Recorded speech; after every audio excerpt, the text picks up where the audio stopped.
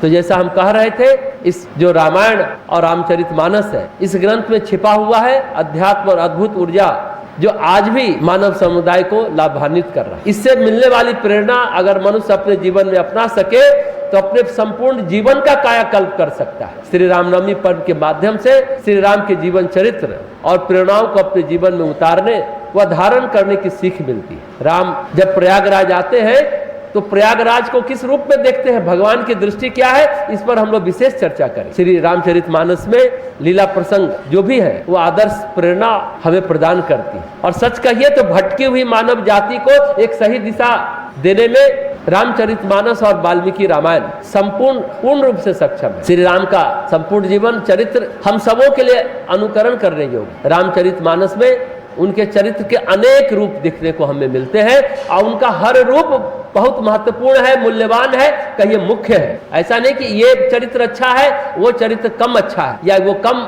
महत्वपूर्ण है वो ज्यादा महत्वपूर्ण है, नहीं, हर रूप उनका मुख्य रूप है। अपने संपूर्ण जीवन का प्रबंध इतनी कुशलता से भगवान राम ने किया है जो हमें इस बात की प्रेरणा देता है कि एक आदर्श जीवन कैसे जिया जाए। परम पूज्य गुरुदेव ने भी एक पुस्तक लिखी है रामायण में पारिवारिक आदर्श। उस पुस्तक को हम सभी को आज पढ़ना चाहिए क्योंकि आज परिवार बिखरते जा रहे हैं और परिवार के बिखरने से बच्चे अनगढ़ होते चले जा रहे हैं, नशे के शिकार हो रहे हैं, छोटे छोटे बच्चे अपराध करते हैं। उस पुस्तक को जो परम पूज्य गुरुदेव ने लिखा है रामायण में का पारिवारिक आदर्श, हम सभी माताओं बहनों को पढ़ना चाहिए और परिवार में स्वर्गीय वातावरण कैसे आए, बच्चे संस्कारवान कैसे बने, वो रामायण रामचरितमानस में हमें देखने को मिलता है। तो अपने संपूर्ण जीवन का प्रबंधन जैसे भगवान राम ने कुशलता पूर्वक किया, हम भी उस तरह का आदर्श जीवन कैसे जिए उस बारे में है। उनके चरित्र से हम अपने गुरुजनों, अपने माता पिता का सम्मान कर, उनकी आज्ञा का पालन कर, भाइयों को सच्चा प्रेम कर, कष्ट में अपने मित्रों को निस्वार्थ सहायता करने का पाठ सीख सकते हैं रामचरितमानस से। वे ऐसे आदर्श गुरु हैं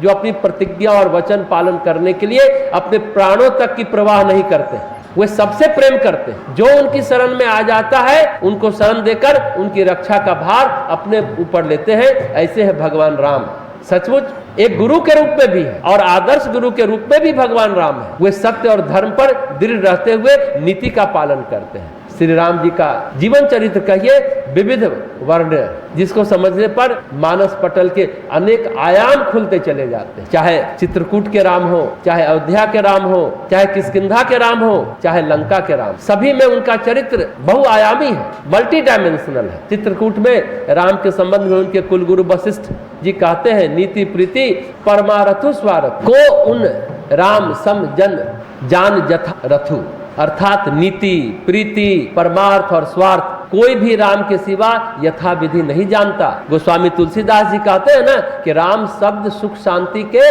धाम का बोधक। सुख शांति के धाम में सिर्फ राम का स्मरण करने से शरीर के अंदर की नेगेटिविटी चली जाती है, नकारात्मक ऊर्जा चली जाती है, पॉजिटिव एनर्जी आती है, सकारात्मक ऊर्जा आती है। प्रतिदिन शाम में हम लोग भगवान राम का नवरात्रि काल में संगीत में पूरा रामायण कहे जाते हैं और जितनी बार राम का नाम आता है हम लोग कहते हैं कि उतनी बार राम का नाम ले कि जीवन से सभी काल कष्ट दूर होते जाए। तो राम शब्द सुख शांति के धाम का बोधक है, कह सकते हैं। राम की प्राप्ति से ही सच्चे सुख और सच्ची शांति की प्राप्ति होती है। जो अपनी इच्छा को प्रभु श्री राम की इच्छा में समाहित कर देता है उसे लोक परलोक के सुख प्राप्त हो जाता है और वह असीम राम यानी प्रभु में समा जाता है। ये ससीम मनुष्य जिसकी सीमा है वो असीम प्रभु में के राम में समा जाता है। इस तरह राम का संपूर्ण जीवन समस्त मानव जाति के लिए एक आदर्श है। सभी को उनके जीवन से मर्यादा, नीति पालन, प्रतिज्ञा पालन और जीवन जीने की कला की सीख मिलती है और हम लोग को उनसे सीखना चाहिए, उसे जीवन में उतारना चाहिए, अपनाना चाहिए। अतः जो 6 तारीख को रामनवमी हम लोग मनाएंगे उनके जीवन प्रसंग का स्मरण आज से ही हम लोग करना शुरू करेंगे और उनके सद्गुणों को अपने जीवन में धारण करने का संकल्प लेंगे ताकि हम सभी अपने जीवन को अच्छे मार्ग पर, सन्मार्ग की दिशा में ले जा सके।